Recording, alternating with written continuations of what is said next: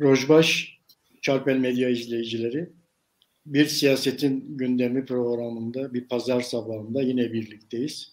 Her zaman olduğu gibi programı Mehmet Gül'le birlikte yapıyoruz.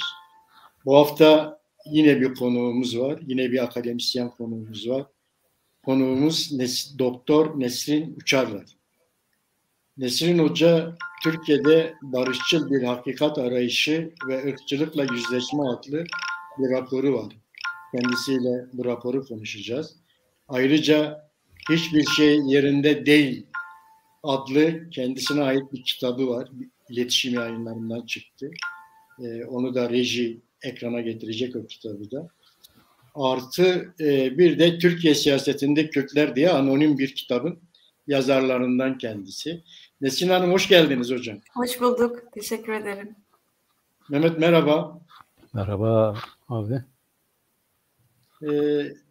Sevgili Çarpel Medya izleyicileri, Nesrin Hanım'la daha çok son yazdığı raporu kendisiyle konuşacağız. Hocam Kürtler temelinde hakikati araştırıyor, yüzleşmeyi araştırıyor, çözüm süreçlerini araştırıyor. En çok da uluslararası Güney Amerika çözümleri üzerine, Güney Afrika çözümleri üzerine kendisinin çalışmaları var, araştırmaları var. Bunları bizimle paylaşacak hocam. Nesrin hocam, bu Türkiye'de hakikat rejimi, Türklerin anladığı, Türkler bazında bu hakikat rejimini nasıl görüyorsunuz? Nasıl anlatıyorsunuz bunu? Aslında bu Foucault'un bir terimi, yani evet, bir tarifi. Bütün modern ulus devletlerin temelinde bulunan bir rejim diyelim, hakikat rejimi. Evet. Yani aslında neyin konuşulacağı, neyin söyleneceği, neyin gündemde olacağı ve bu yani neye hakikat dendiğine karar veren bir rejim olduğunu tarif edebiliriz bunun. Yani hangi kelimeler, hangi ifadelerle, hangi tespitlerle dolaşıma girecek ve bu dolaşımı nasıl sağlam tutacak devlet, medyayla, üniversiteyle, ekonomik ilişkilerle. Yani aslında bir norm belirleme ve bu normu hem kendisi bizzat araçlarıyla hem de vatandaşların kabulüyle ayakta tutma diyelim. Yani nelerin dediğim gibi konuşulup konuşulmayacağına, nelerin söylenip söylenmeyeceğine, nasıl tartışılacağına bunların karar veren bir rejim. Yani böyle sadece basitçe tabii ki kelimeler ve ifadeler bağlamında değil, aslında bu kelimelerin, ifadelerin altyapısını da oluşturan bütün o sistemin nasıl kurulduğunu ve nasıl işlediğini anlatıyor. Buna hakikat rejimi diyor. Neye hakikat diyoruz? Yani şu anlamda tabii çok daha anlaşılır oluyor. Özellikle geçmişte yüzleşme bağlamında biz bir hakikat arayışından bahsediyoruz. Mağdurların ortaya çıkarmak istediği, daha doğrusu zaten ortada olan, herkesin bildiği diyelim ya da büyük bir kesimin bildiği ama konuşulmayan, teslim edilmeyen ve gereği yapılmayan bazı hakikatleri konuşmaktan bahsettiğimizde bu hakikat rejimi karşımıza büyük bir duvar olarak çıkıyor. Yani resmi hakikat rejimi diyeyim. Türkiye'de de bu rejim yani İttihat ve Terakki'nin döneminden başlayıp günümüze kadar uzanan bir rejim oluyor. Temelinde tabii ki ben yine Foucault ile birlikte bir ırkçılık olduğunu söylüyorum. Yani ben söylemiyorum, daha doğrusu böyle bir şey olduğunu görüyoruz. Ve aslında Foucault'a göre zaten bütün gene modern ulus devletlerin işleyişinde ırkçılık yatıyor. Bu başka tabirlerle, başka gene isimlerle konuşuluyor, tartışılıyor ya da işliyor olabilir ama özünde bir normal ırk ya da muteber ırk belirleme ve bunun dışında kalan tüm kesimleri o kamusal alandan dışlama. Bu kamusal alan aslında nötr bir kamusal alan değil, belli bir ırkın ayrıcalıklarının sürdüğü bir kamusal alan. Yani dediğim gibi ben bu hakikat rejimini daha çok tabii ki mağdurların, yani işte Türk olmayanların, Müslüman olmayanların nasıl gördüklerini de çalışmaya çalıştım. Bu çalışma üzerinde de Kürtler vardı tabii ki. Bilmiyorum yeterli oldu mu bu açıklama ama. Bir de hocam muhaliflerin hakikat rejiminde neyi anlamak gerekir? Evet, orada şöyle bir şey, yani aslında bir muhalif hakikat rejimi de kuruyor. Daha doğrusu bu hakikat rejimi her zaman bir karşı rejimle beraber işliyor, öyle söyleyelim. Türkiye özelinde konuşursak aslında Kürtlerin de bir hakikat rejimi ister istemez inşa ettiklerini söyleyebiliriz. Ben biraz buna da değinmeye çalıştım. Yani bazı hakikatleri ortaya çıkarırken bunların nasıl konuşulacağına, nasıl ifade edileceğine ya da hangi hakikatlerin ortaya çıkarılıp hangilerinin çıkarılmayacağına da karar veren, karşıda da benzer bir mekanizma var. Aynı güçte, aynı araçlara sahip değil elbette. Başlı başına zaten eşitsiz bir durum var. Onun ulaşabildiği imkanlara, ekonomik, toplumsal, sosyal güçlere sahip değil ama özünde benzer bir işleyiş mekanizması var. Ve ben de bunu biraz sorun etmeye çalışıyorum. Yani barış kurmak istiyorsak aslında bu sistemin tamamen bir karşıtını değil, tamamen bir replikasını değil, daha yeni bir bakış, daha başka bir bakışla hakikat rejimini nasıl eleştirebiliriz? Yani bu hakikat rejiminin karşısına başka bir hakikat rejimi koymak yerine hakikat rejiminin kendisini sorgulayan ve sadece bir nasıl diyeyim, kendi hakları üzerinden, kendi haksızlıkları üzerinden değil, barışı kurmak üzere bütün toplumu kapsayacak bir hakikat rejimine karşı mücadele nasıl geliştirilebilir? Daha doğrusu bunu düşünebilir miyiz? Nasıl geliştirilebilirin bir cevabı elimde yok, doğruyu söylemek gerekirse. Ama bunu düşünmek bence bir entelektüel müdahale diye düşünüyorum. Siyasal ve entelektüel bir müdahale olabilir. Yani ırkçılık temelli devletlerin hakikat rejimlerine karşı yürüttüğümüz mücadelede bir başka hakikat rejimi inşa etmek yerine hakikat rejiminin kendisini, o sistemin işleyişini nasıl sorunsallaştırabiliriz gibi bir tartışma açmaya çalıştım ben. O zaman şeyi konuşalım hocam. Yani bu raporun özü barışçıl hakikat arayışı derken neyi kastediyorsunuz? Biraz daha açar mısınız bunu hocam? Yani aslında bir hakikat rejimleri arasında bir savaş olmuş oluyor. Buna yani kanlı bıçaklı savaşı bir yana bırakalım. Yani fiziksel savaşı. Bir yandan da tabii ki ne diyelim, siyasal bir savaş bu. Yani bu birbirini besleyen hakikat rejimleri üretmek yerine, yani mesela işte mağduriyetlerin bazılarını açıklayıp bazılarını açıklamama ya da mağduriyetlerin kaynağının bazılarını kınayıp bazılarını kınamama ya da mağduriyetlerin nasıl ifade edileceğine karar verme ve bunun dışında ifade biçimlerine izin vermeme gibi pratiklerin de aslında bu savaşı cephede değilse de kamusal alanda sürdüren bir kutuplaşmaya ve birbirini anlayamamaya, birbirinin mağduriyetlerini dikkate almamaya yol açtığı fikrinden hareket ediyorum. Yani demin programın başında da konuştuk. Neden bu kadar ortadayken hakikatler, yani devletin gizlediği hakikatleri aslında bugün eskisi kadar bilmiyor değiliz. Öyle söyleyeyim. Bugün çok daha kolay bir şekilde, ya da kolay demeyeyim ama çok daha mümkün yani bazı hakikatleri öğrenmek. Devletin araçlarının işlemediği pek çok yöntemle bazı hakikatleri ortaya çıkarıyoruz. Zaten bu yani neredeyse 20 yıldır var. Türkiye bu konuda çok geri diyemem. Çok başarılı, çok sonuç almış, karşı mücadeleler var. Hakikat mücadeleleri var. Geçmişle yüzleşme mücadeleleri var.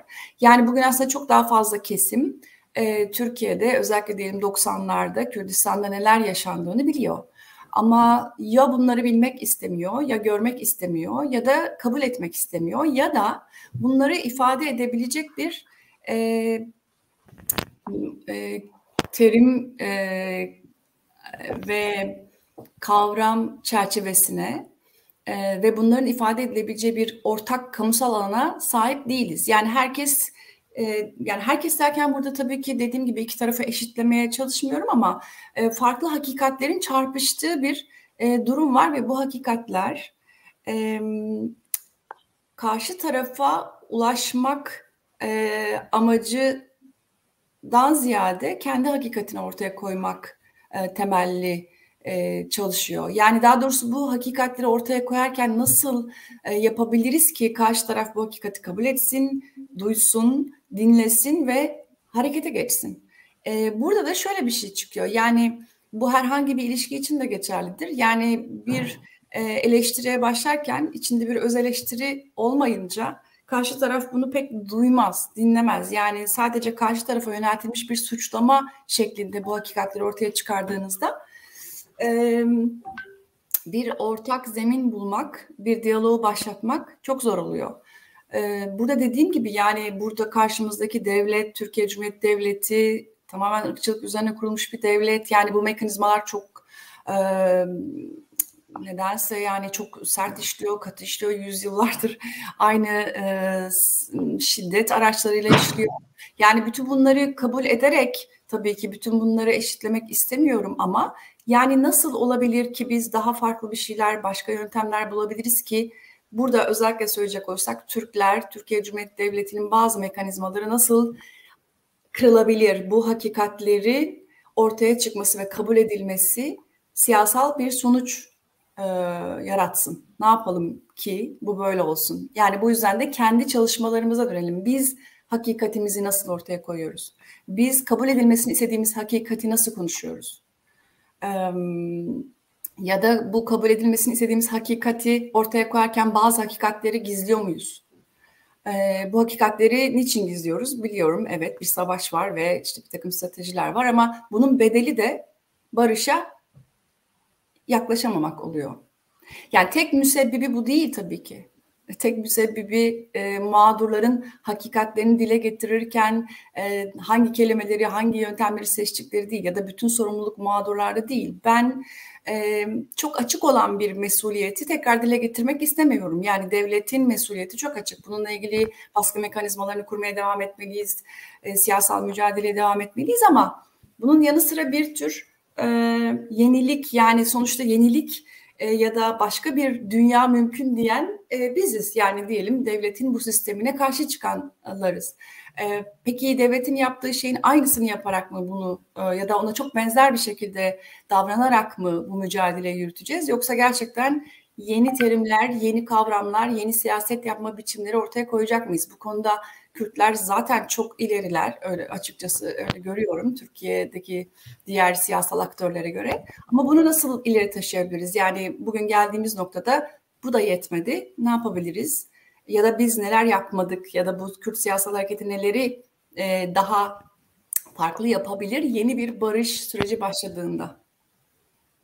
Yani devletin ne yapması gerektiğini biliyoruz ve bunun için uğraşıyoruz. Biz kendimiz bunu zorlamanın başka yollarını bulabilir miyiz? Ve gerçekten de barışa hizmet eden bir hakikat arayışı ve hakikat mücadelesi yürütebilir miyiz? Gibi bir tartışma. Biraz soyut kalıyor, farkındayım. Biraz ne diyeyim? Buradan girmek, buraya yok hocam anlaşılıyor şeyleriniz, anlatımlarınız. Buradan siz hakikati araştırırken o raporunuzda bir Türk milliyetçiliği ve ırkçılığıyla karşılaşıyorsunuz. Raporun belli yerlerinde bundan da söz ediyorsunuz. Bu Türk milliyetçiliğinin yalın hali nasıl görüyorsunuz hocam? Hakikatin bulunamamasında, hakikat arayışının önündeki engel olarak Türk milliyetçiliğini nasıl buluyorsunuz? Onu ırkçılıkla nasıl bağdaştırıyorsunuz? Aslında evet bağdaştırmaktan öte bunun ırkçılık olduğunu düşünüyorum. Türkiye'deki milliyetçilik bir ırkçılık. Yani hatta milliyetçilik diyerek bir güzelleme yapıldığını düşünüyorum. Bu sadece Türkiye için değil. Genel olarak milliyetçiliğin zaten bir ırkçılığı güzelleyen, ırkçılığı işte demin söylediğim şey ırkçılığa ırkçılık diyemememiz. Yani hakikat rejiminin kendisi bu. Hakikat rejimi bunu milliyetçilik olarak tarif ediyor. İşte bu milliyetçiliklerin farklı versiyonları var. İslami milliyetçilik, işte ulusalcılık, etnik milliyetçilik, işte kültürel milliyetçilik, yeni milliyetçilik falan, yeni ırkçılık daha doğrusu bunun adı, ama yani sonuçta bu önüne eklenen bu sıfatlarla birlikte sanki çok bana böyle geliyor. Yani bu terimler ve önüne eklenen bütün bu sıfatlar ırkçılığı gizlemek, ırkçılığa ırkçılık diyemememiz için de kullanılan tabirler ve bu anlamda tartışıyoruz. Basitçe bir kelime meselesi değil bu. Yani biz buna ırkçılık demekte ısrar ettiğimiz zaman zaten çarpışmış oluyoruz. Yani ırkçılık dediğinizde Türkiye'deki milliyetçiliğe zaten hemen bir karşıdan tepki geliyor. Hayır, bu ırkçılık değil, bu kültürel milliyetçilik. Kültürel milliyetçilik nedir diye baktığınızda bana sorarsanız özünde gene ırkçılık ortaya çıkıyor. Çünkü ırkçılık yani bugün konuştuğumuz, bildiğimiz anlamda ya da tarihsel gelişimine baktığımızda evet, renk, deri üzerinden ortaya çıkmış gibi görünmekle birlikte sömürgeciliğin meşrulaştırılmasına yarayan bir şey olduğunu biliyoruz. Ve aslında uzun zamandır gördüğümüz şu ki herhangi bir kesimi, herhangi bir özelliği sebebiyle bir ırk olarak tarif edip kamusal alanın dışında bırakabilirsiniz ya da kamusal alandaki ayrıcalıklardan mahrum edebilirsiniz ve hatta bunun ötesinde onları yok etmeye kadar gidebilecek şiddet yöntemleri kullanabilirsiniz. Irkçılık sadece bir deri rengi değil. O yüzden Türkiye'de ırkçılık sanki bu yüzden yokmuş gibi konuşuluyor. Çünkü Türkiye'de siyahlar yok. Bu arada tabii ki var ve onlar da mesela bir görünmezlik arz ediyor. Yani Afrika'dan gelen, biliyorsunuz, Afro-Türkler denen kesim. Evet. Yani Türkiye'de siyahların olmaması ya da az olması ya da başka bir tarihsellik arz ediyor olması onların varoluşlarının Türkiye'de ırkçılık yok olduğunun ispatı gibi tarif ediliyor. Biz de diyoruz ki ırkçılığın tek versiyonu renk değildir. Ve de buna benzer mesela tartışmalar Fransa'da da var, ırkçılık olmadığına dair. Neden? Çünkü Fransa'da kültürel milliyetçilik olduğu söyleniyor. Etnik milliyetçilik değil. Çünkü etnik milliyetçilik, bu böyle eskimiş bir tartışma ama yine de burada tekrar kısaca hatırlatayım. Yani etnik milliyetçilik işte ırka dayalı, kana dayalı bir milliyetçilik ve bunu örnek olarak Almanya en somut örnek olarak gösteriliyor. Karşılığında da bir kültürel milliyetçilik var. Bu da Fransa. Yani Fransızca konuşan, Fransız kültürünü benimseyen herkes Fransız olabilir. Şimdi pratikte zaten bunun böyle işlemediğini biliyoruz. Yani birincisi bu. Yani ne kadar Fransızca konuşsanız, ne kadar Fransız kültürünü benimseseniz de bir Fransız olamazsınız ya da Fransızların ayrıcalıklarını elde edemezsiniz ya da çok çok büyük bir çaba harcamanız gerekir bunun gerçekten böyle işlemesi için. Ama bunun kendisi bir zulüm değilmiş gibi, bunun kendisi bir ırkçılık değilmiş gibi tarif edilmesinde sorun var. Yani bir insanı zaten bu kültürü benimseyerek Fransız olmaya tırnak içine davet etmenin kendisi bir zulüm. Türkiye'de de benzer bir şey işlediğini biliyoruz. Yani ne mutlu Türk'üm diye neden başlayan bir, işte Türkiye'de aslında ırkçılık yok, ırk milliyetçiliği yok ama etnik milliyetçilik yok ama kültürel milliyetçilik var. İşte herkes Türk olabilir. İşte bütün vatandaşlar Türk olabilir. Anayasanın biliyorsunuz çeşitli maddeleri var ve Türkiye Cumhuriyeti vatandaşlarının Türk olduğunu söyleyen bir madde var. Yani evet. Şey olarak bile yanlış, yani ne denir, gramer olarak bile yanlış bir cümle bu ama onu bir yana bırakırsak, yani şunu söylemeye çalışıyorum. Türkiye'deki milliyetçilik kültürel milliyetçilik olsa bile ırkçılıktır. Adına kültürel milliyetçilik deseniz bile bence bu ırkçılık. Öte yandan zaten değil. Öte yandan da şunu söylemeye çalışıyorum. Irkçılığı gizleyen, güzelleyen bu iki terimle ilgili bir tartışma yapmaya çalışıyorum. Yani birincisi etnik. Çünkü etnik baktığınızda yani sözlük anlamına baktığınızda ırk zaten. Yani etnik de mesela ırk dememek için, ırkçılık suçunu üstlenmemek için, hatta akademinin bile kullandığı bir sözlük ya da çok dilimize geçmiş bir sözlük, etnik çatışmalar, etnik işte etnopolitik mücadeleler. Yani bunu ben hani bunu kullanmayalım demiyorum ama kullanırken aslında ne kastettiğimizi bilelim. Çok örtük bir ifade bu etnik. Ne dediği belli olmuyor gibi geliyor bana. Yani şunu demeye çalışıyorum. Mesela sayın şeyleri, farklılıkları böyle sayılıyor. Dil, din, kültürel, etnik farklılar, dilsel, dinsel, kültürel, etnik farklılar. Nedir etnik? Yani dil var saydık, din saydık, kültür saydık, etnik tam olarak neye işaret ediyor bir topluluğun? Nesine işaret ediyor sizce? Ben bulamıyorum. Yani siz yani bir topluluğu ayıran şey ne? Diline baktık, o ayrımcılık yapmayalım. Dinine baktık, yapmayalım. Kültürüne baktık, yapmayalım. Etniğine bakalım. Nedir ki? Yani bu ırk aslında özünde. Aynı şey milliyetçilik için de geçerli. Yani milliyetçiliğin de özünde yalın hali ırkçılık. Bunu söylemeye çalışıyorum. Ve o yüzden de bunu şuna bağlamaya çalışıyorum. Bunun adına ırkçılık demeliyiz. İşte hakikat rejimine karşı gelirken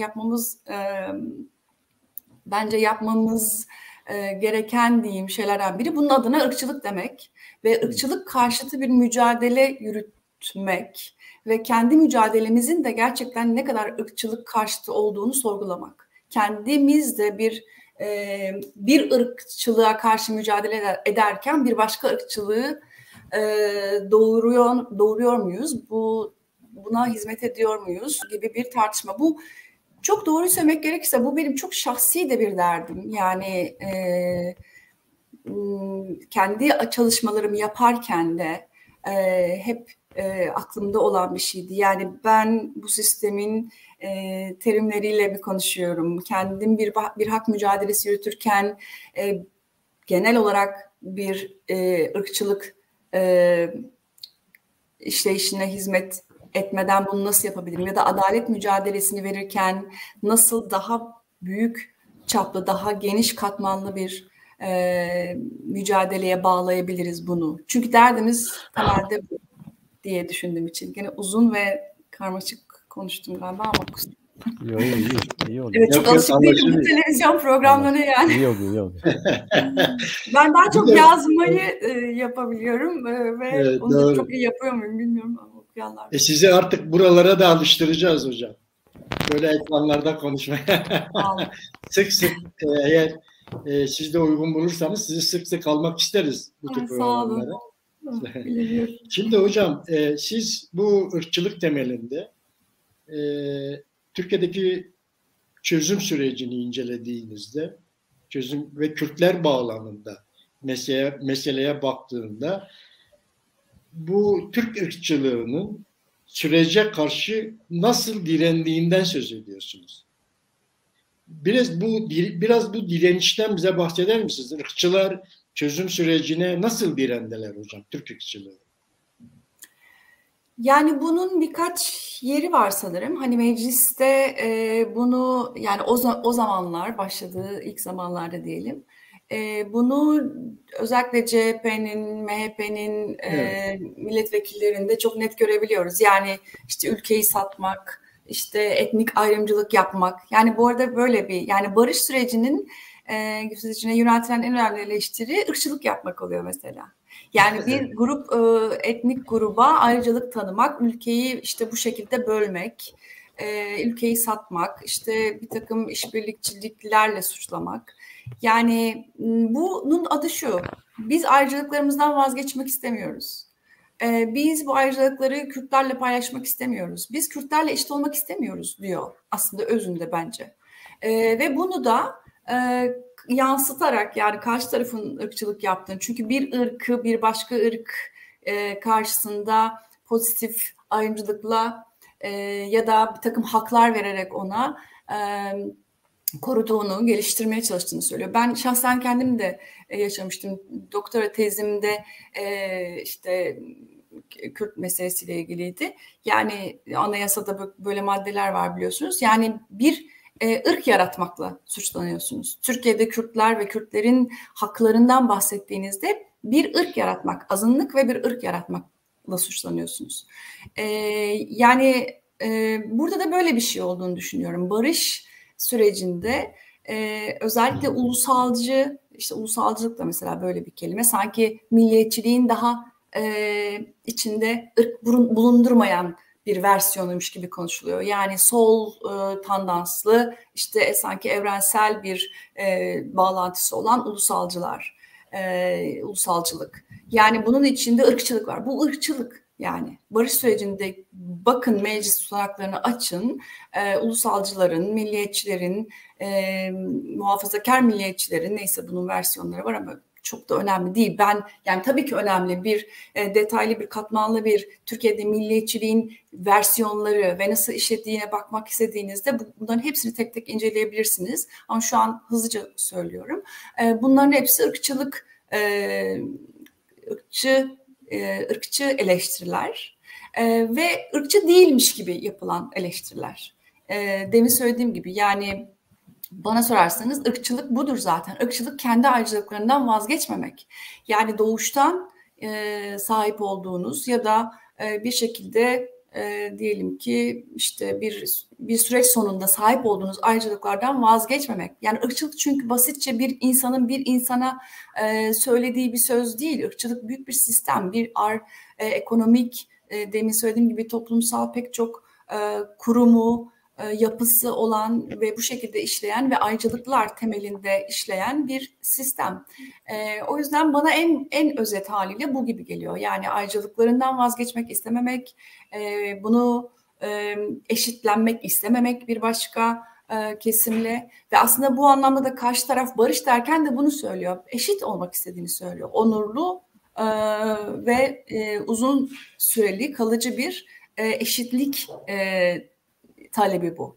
Herkes birbirini çok iyi anlıyor yani şunu demeye çalışıyorum. Türkler diyor ki biz eşit olmak istemiyoruz sizlerle. Kürtler diyor ki biz istiyoruz. Ve bunu bu açıklıkta konuşmuyoruz. Yani sanki barış istiyor herkes. Yani barışın daha doğrusu altını böyle doldurmak gerekiyor. Barış böyle çok soyut ve çok romantik bir kavram olarak kalıyor. Evet, savaşın bitmesi, insanların ölmemesi ama özünde siyasal bir eşitlenme, öyle söyleyeyim. Barış sürecinde de böyle tepkiler geldi diye düşünüyorum. Yani tamam hocam. Tam da burada Mehmet'te döneyim ben. Mehmet Kürdistan Özgürlük Partisi Genel Başkan Yardımcısı. Onların da partinin programıyla ilgili Anayasa Mahkemesi'nin bir ırkçılık şeyi var. Suçlaması var. Mehmet'ten oradan başlayarak bir görüşlerini alalım. Peki olur abi. Evet hocama teşekkür ediyorum. Bu çalışmasını da mutlaka öneriyorum, okunması gerekiyor. Nedeni de şu, birkaç programdır bunu dile getiriyoruz. Biz hocam gerçi bize biraz belki de iltifat olarak kabul etmemiz lazım. Doğru, Kürtler hayatlarından ileri gelen bir hassasiyet içerisindedirler. Öyle hareket ediyorlar politik olarak, bu doğru. Ama bizde de biraz aşkınlık var. Biraz heyecandan hareket ediyoruz. Sadece haklıyız, ona dayanıyoruz. Okuma konusunda, inceleme konusunda taleplerimizi formüle etme ve yeryüzündeki diğer insanlara anlatmak konusunda bütünüyle yeterli olduğumuz söylenemiyor. Belki de en büyük açmazımız bu. Yeryüzünde bu kadar haklı olup da bu kadar zulüm gördüğü halde kendisini yeterince izah edemeyen ya da etkin şekilde izah edemeyen halklardan biriyiz. Buradan başlarsak bizim karşımızdaki rejim gerçekten hocamın tarif ettiği gibi bir rejimdir. Ne derseniz deyin, kendi doğrularına göre. O doğrular evrensel anlamdaki doğrulardan söz etmiyorum. Yani kendisini icat ettiği bir takım doğrulardan hareketle ötekilerini hep yanlış konuma oturtuyor ve diyor ki kötü olan sizsiniz. Bunun esası da şuydu. Nereden devletle tam da bu noktada yüz yüze geldik? Biliyorsunuz hocam, Anayasanın 90/4. maddesi siyasal parti kurmayı beyana bırakıyor. Ve bunu da uluslararası hukuk çerçevesinde tespit ediyor. Diyor ki, uluslararası hukuk normlarına göre biz kendi hukuk normlarımızı belirleriz. Eğer bir çelişki varsa uluslararası hukuk normlarını esas alırız diyor. Bunu da Anayasanın 90/4. bendinde zaten güvence altına almışlar, kabul etmişler. Tabii pratik bunun aksine işliyor. Biz bu çerçevede parti kurduk. Partimizin görüşleri Kürtler bir millettir. Millet olduğunu bir zamanlar kabul etmiyordunuz. Şimdi ediyorsunuz. Kürtler var diyorsunuz. Üniversitelerde dersler okutuluyor. Televizyon yayınları var. Politikacılar bunu uluslararası düzeyde de söylüyorlar. İşte bizim Kürtler evet vardır. Ayrıcalık falan tanımıyoruz ama haklarını da ihlal etmiyoruz gibi bir takım palyatif tedbirlerle bunu öneriyorsunuz. Oysa bize göre bir millet varsa hakları da vardır. Bu haklar aynı zamanda siyasal haklardır ve siyasete ortak olma, yönetime katılma, kendisi olarak katılma, talep etme ve uygulama hakları vardır. Bu da siyasal partiler üzerinden cereyan ediyor. Biz PAK böyle bir partidir. Kürtler var, hakları var, yeri yurdu var. Diyelim bu haklar genel ifadesini somuta indirgediğimizde nedir? Kendi diliyle eğitim hakkı, kendi kendini yönetme hakkı, kendi ulusal kaynaklarına sahip çıkma ve benzeri. Bunun siyasal düzeydeki ifadesi nedir? Federasyondur. Biz federasyonu savunan bir partiyiz. Bunun içinde programımız, tüzüğümüz vesairemiz var. Böyle siyaset yapacağız diyerek 2014 17 Kasım'ında resmen başvurduk. Bir ay sonra bu kabul edildi. Orada da bir takım sıkıntılar çıktı ama hemen ardından bize bir dava açıldı. Dediler ki sizin program ve tüzüğünüzde bizim yasalarımıza aykırı, ırkçılık olarak ve bölücülük olarak tarif edebileceğimiz unsurlar var. Bunları değiştirin. Neydi bunlar? Adımızda Kürdistan olmasıydı. Kürdistan Özgürlük Partisi olmamız, Kürdistan diye tabir etmemiz, federasyon istememiz, ana dilde eğitim istememiz, yerel yönetimlerde yani yerelde kendi kendimizi yönetmemizi istememiz gibi bir takım şeylerden hareketle ayrılıkçı ve bölücü, ırkçı tabirler var. Bunları değiştirin dediler. Biz de doğal olarak savunmamızı real yani gerçeklik üzerinden yaptık. Türkiye Cumhuriyeti Devleti'nin anayasasına göre bize biçtiği çerçeve içerisinde değil de yani çevremize baktığımızda, kendimize baktığımızda, diğer milletlere baktığımızda durum nedir diyerek öyle cevap verdik ve hasılı dedik ki yanlış olan Türkiye Cumhuriyeti Devleti'nin yasalarıdır. Yani bir milletin, bir halkın, bir topluluğun, bir az önce sizin ırkçılık olarak tabir ettiğiniz doğrudur. Yani ırk anlamına gelir. Etnisitenin varlığını kabul ediyoruz. Sizin yani fiiliyatta bu vardır. Buna yok diyemiyorsunuz. Ama biz bunlara işaret ettiğimiz zaman ırkçılık yapıyorsunuz diyorsunuz, bölücülük yapıyor diyorsunuz. Siz anayasanızı değiştirin gibi bir savunma yaptık. Bu yeniden bir iddianame hazırlandı. İddianame Anayasa Mahkemesi'ne gitti. Anayasa Mahkemesi bizi ihtar etti. Yani iddianame çerçevesinde değiştirin bunları dedi. Biz Anayasa Mahkemesi'nin nezdinde de ırkçılık nedir, hak nedir, hukuk nedir, Türkiye Cumhuriyeti Devleti'nin anayasası ve ihlal ettiği hakikat nedir? Bu aynı zamanda sizin alanınıza da giriyor. Bu hakikatler çerçevesinde tabii bizim oradaki telaffuzumuz siyasaldır. Bu daha çok insan hakları, evrensel hak, hukuk çerçevesinde değil ama politik ve aynı zamanda da hukuksal çerçevede bir savunma yaptık. Bu şartlar altında değiştirilmesi gereken realite değil. Yani Kürt milleti, dili, tarihi, hukuku her neyse bu varlık değil. Bu varlığı kendisine göre tarif etmeye çalışan ya da tarif etmiş olan bir siyasal düzenin kendisini buna uydurmasıdır. Yani eğer onunla birlikte yaşamak istiyorsa, onu tanıyorsa, ona saygı duyuyorsa, hakkını, hukukunu biliyorsa buna göre yeni bir düzenleme yapmalıdır. Biz böyle bir yeni düzenleme yapılmasını savunan bir siyasal partiyiz. Bu da halkların kendi kültürleriyle, dilleriyle, siyasal istemleri ve kendi kaderlerinin tayin hakları esas olmak üzere oluşturdukları kendi yapılarıyla bir üçüncü, yani iki tane diyelim ki federe yapı olur. Bir üçüncü federal yapı içerisinde de bir araya geliriz. Biz buna yok demiyoruz. Hani çok korkuyorlar ya Kürtler ayrılacak falan filan diye. Sanki yani madem ki sırtınızda yüküz ayrılsak daha iyi herhalde. Yani bu kadar da zaten zulüm ve benzeri gibi tabirler de gündeme geldiği için.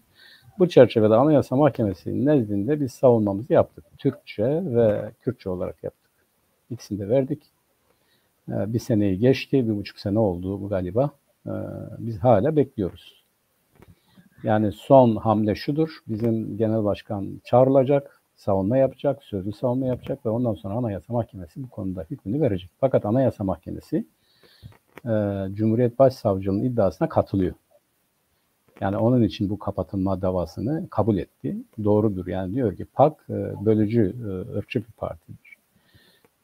Şimdi bu çerçevede şöyle bakmak lazım tabii.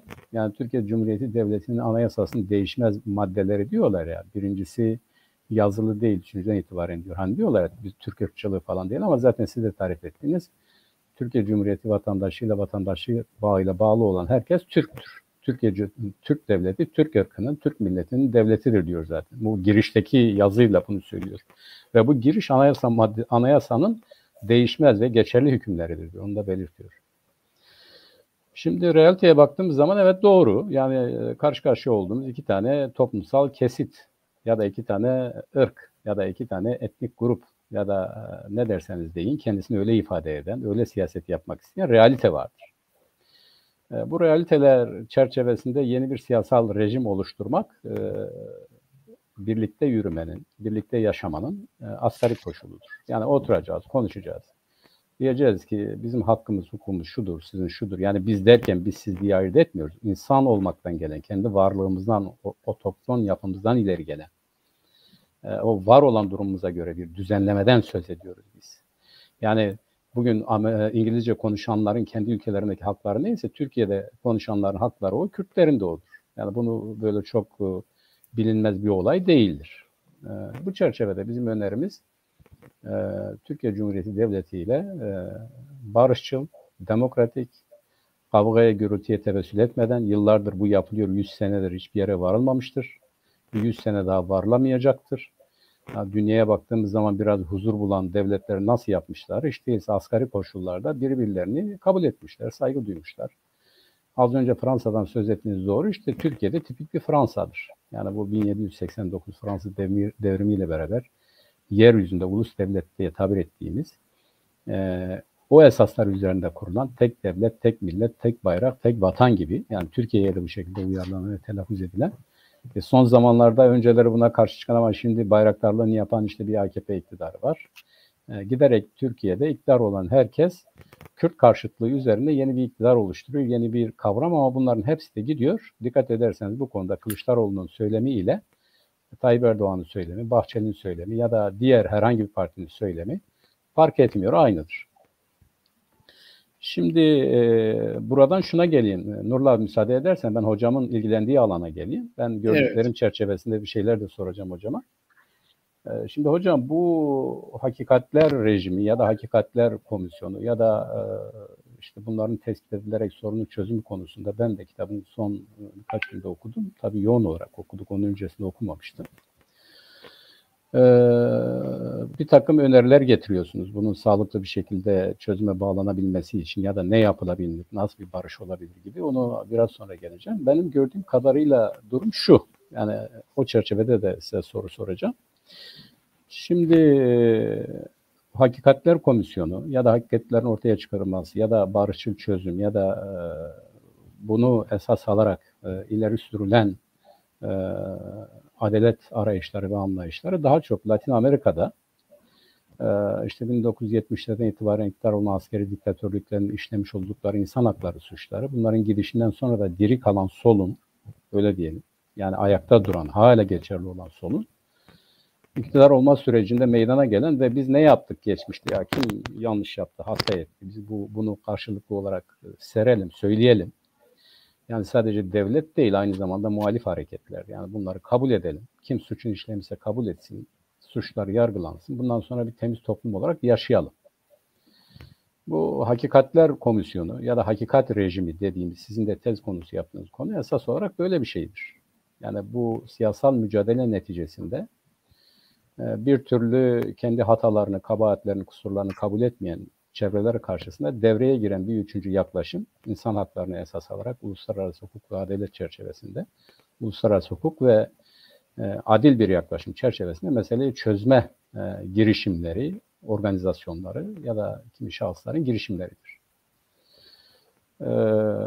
Türkiye'deki gidişat malum, ben sizin kadar açık söyleyeyim, yani iyi niyetli olamıyorum. Yani ne diyelim, bu Türkiye'de gelişir diyemiyorum. Bu bir tanesine tanık olduk. O bütünüyle bana göre belli bir siyasal stratejinin hayata geçirilmesi için uygulanan, gündeme alınan küçük bir taktikti. Yani o zaman içerisinde biz bak çözmeye çalışıyoruz anlayışının yerleştirmesini sağlarken öbür tarafta büyük bir operasyonun hazırlığı süreciydi bana göre. Sonuçta ortaya çıktı. Ve ne acık iki taraf açısından böyleydi.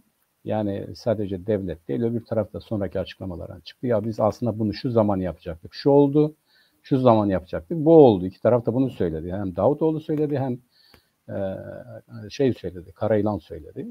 İşte böyle adeta ikisinin de kendi planlarını hayata geçirmek için bir farklı zaman dilimine ihtiyacı varmış gibi o süreci öyle kullandılar iki tarafta. Sonuçta herkes bildiğini yaptı ama herkes de bildiğiyle kaldı. Kürt milleti büyük eziyet, zarar gördü. Türk devleti buradan kazanç çıkmadı. Şu anda Kürtler o güne göre çok daha Türk devletinden uzaktırlar. Hani diyorlar ya bir imkan olsa vallahi biz bu devletle yaşamaz derler yani. Bu bir şey de değil. Bu kadar büyük bir zulüm uygulandı. Bunu kimse karşı çıkmadı ama gerçekten büyük bir zulüm uygulandı. İnsanlar yerinden edildi, toprağından edildi, sürüldü, öldürüldü. 7-8 bin insanın kaybından söz ediliyor. Bu az bir şey değil. Buna hepimiz tanık olduk, gözlerimizin önünde oldu. Şimdi böyle bir toplumsal, siyasal çatışmanın ardından Türkiye'de tabii Türkiye ve Kürdistan'da bir toplumsal çatışmadan söz edemeyiz. Bir tarafta çok ciddi derecede bir yüksek düzeyde seyreden ırkçılık olmasına rağmen Türkiye metropollerinin cüzi kısmını bir kenara bırakırsak diğerlerinde böyle yaygın bir şekilde olmadı. Bu işin olumlu tarafı, iyi tarafıdır. Ama bir ara bir derin devlet değişirken HDP'ye karşı bütün yerlerde bir test amacı taşıyan bir saldırı organize edildi. Baktılar ki evet derin devlet çalışıyor. Durdurdular ve şimdi Kürtler, bütün olarak Kürtler Türkiye derin devletin inşasında, refleksinde ve kullanılmasında bir araç olarak kullanılıyorlar. Yani onlar üzerinden test ediliyor bütün tezleri, görüşleri ve benzeri. Yani ne kadar sağlamız, ne kadar savaşabiliyoruz, ne kadar saldırabiliyoruz, kitleleri ne kadar harekete geçirebiliyoruz sorusu karşısında Kürtler bir hedef tahtasıdır. Bir poligon alanı olarak düşünürsek o gösterilerek bunlar deneniyor, sınanıyor. Bunlara da geçtik. Gördük onları ama Kürt toplumunda böyle bir şey yok. Siz de araştırmalarda görüyorsunuz. Yani hatta bir sorunuz var ya neden? Yani ben anlamıyorum neden bunu yapıyorlar. Biz siyasetçiler olarak biliyoruz neden yaptıklarını ama bir halk olarak yani Kürt milleti olarak baktığımız zaman öyle anlamsız şeyler oluyor ki insan sadece neden diyor yani neden bunu yapıyor? Yani bu insanın insanlıktan çıkaran, insanın aklına gelmeyen bir takım davranışlar, yaklaşımların sebebi ne olabilir gibi halkımız da bunu soruyor. Şimdi bu çerçevede ele aldığımız zaman Ruanda'da dahil, Latin Amerika'da dahil, biraz geçmişe gidelim Amerika Birleşik Devletleri ki büyük soykırımcı, Kızılderilileri yok etti. Onu geçelim Kanada'ya gidelim aynı şekilde. Fransızların işte diyelim Cezayir'de ya da İngilizlerin işte diyelim ki Afrika'nın ya da Asya'nın, Uzak Doğu Asya'nın önemli bir kesimde uygulamaya koyduğu bu insanlık dışı ve hakikati araştırma komisyonunun işi olan konularda bugüne kadar sizin çalışmalarınızın neticesinde örnek gösterebileceğiniz işte bakın bu yaklaşım bu hakikatleri araştırma rejimi anlayışını savunan insanların başarılı olduğu şu örnek var diyebileceğiniz bir yer var mı hocam? Yani böyle bir reçete, böyle bir şey yok yani şöyle bir başarı. Daha doğrusu şöyle söyleyelim.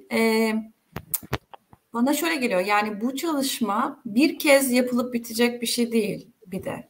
Yani çünkü her yaptığınız ve diyelim ki bir başarı elde ettiniz, bir ilerleme kaydettiniz.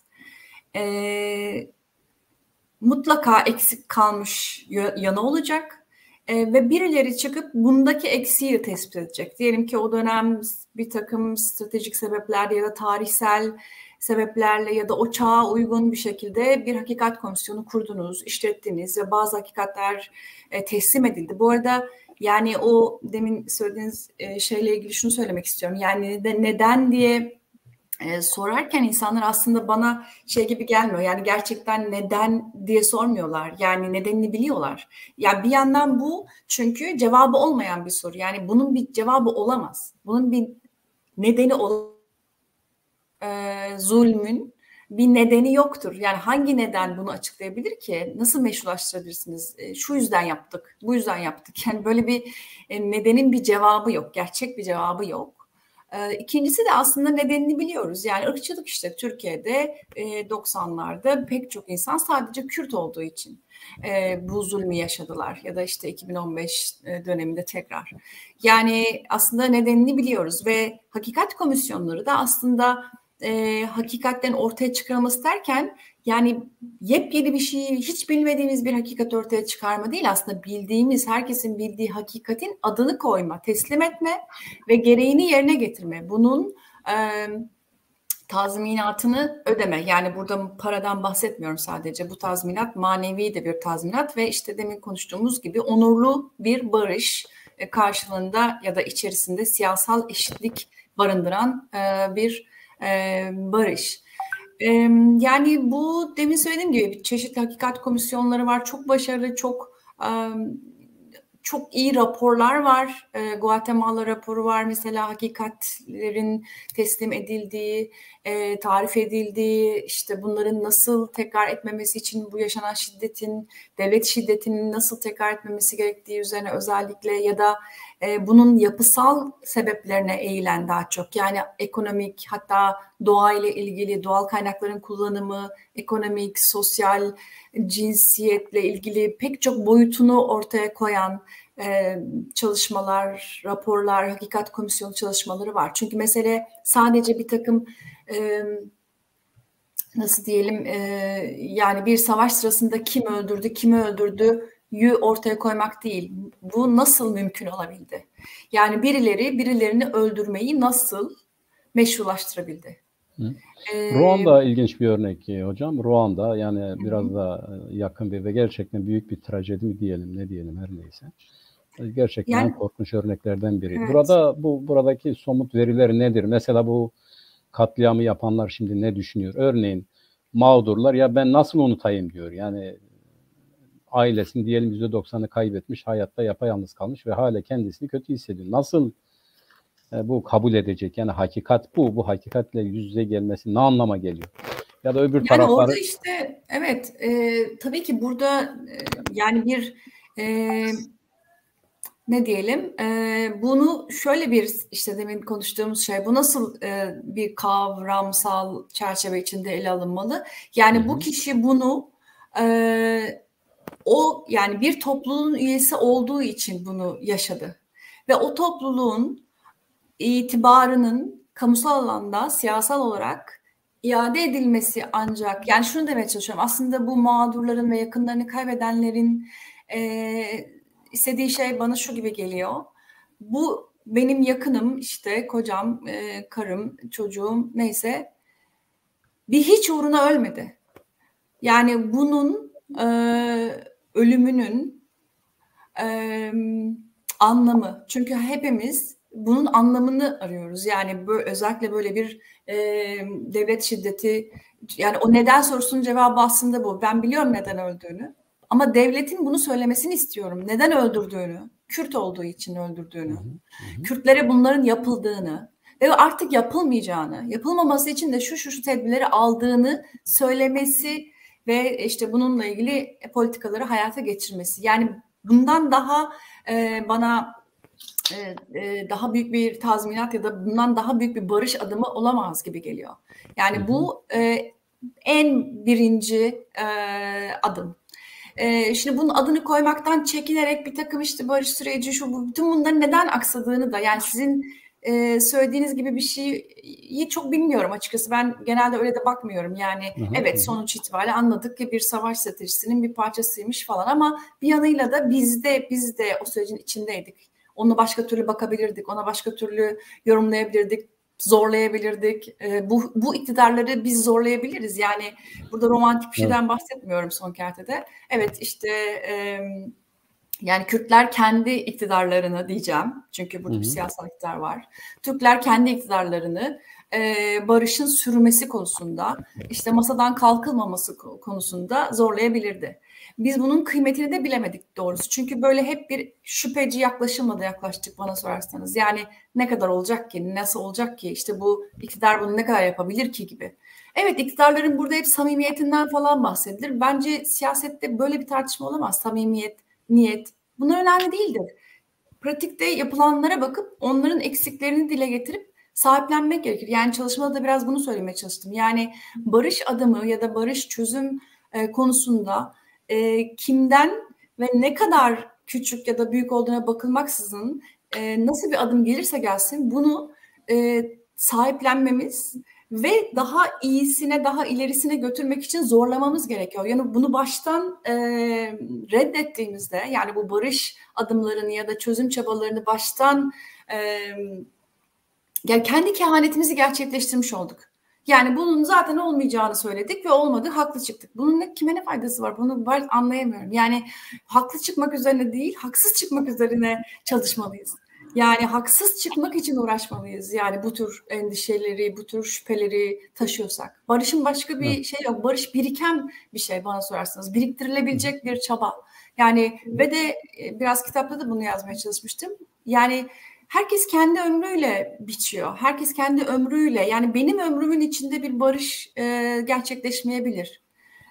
Ama bu barışın gerçekleşmeyeceği anlamına gelmez ya da benim çabalarımın beyhude olduğu anlamına gelmez. Benim ahlaki görevim şu dünya üzerinde bulunduğum sürece barışa hizmet edecek sözler söylemek, çalışmalar yapmak.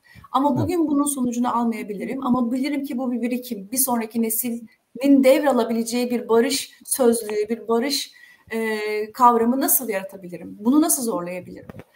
O yüzden bunu deminki soruyla bağlayacak olursak hakikat çalışmaları, hakikat komisyonu çalışmalarında bizim yapabileceğimiz şey Türkiye için ve burada çalışmada da Güney Afrika özelinde yapmaya çalıştığım şey ki Güney Afrika çok başarılı bir örnek olarak da ortaya çıkmıştı.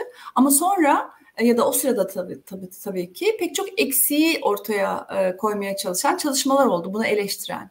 Ya da daha sonra mesela, yani sadece hakikat komisyonu değil, daha sonra biliyorsunuz yani bu apartheid rejiminin mağdurları iktidara geldiler. Ama gene de ırkçılıkla ilgili sorun çözülemedi. Neden? Çünkü işte bir sömürgeci devletin anlayışının devamı olabilecek politikalar ya da hakikat komisyonunun eksik bıraktığı çalışmaları ileri götürecek çalışmalar yapmadıkları için.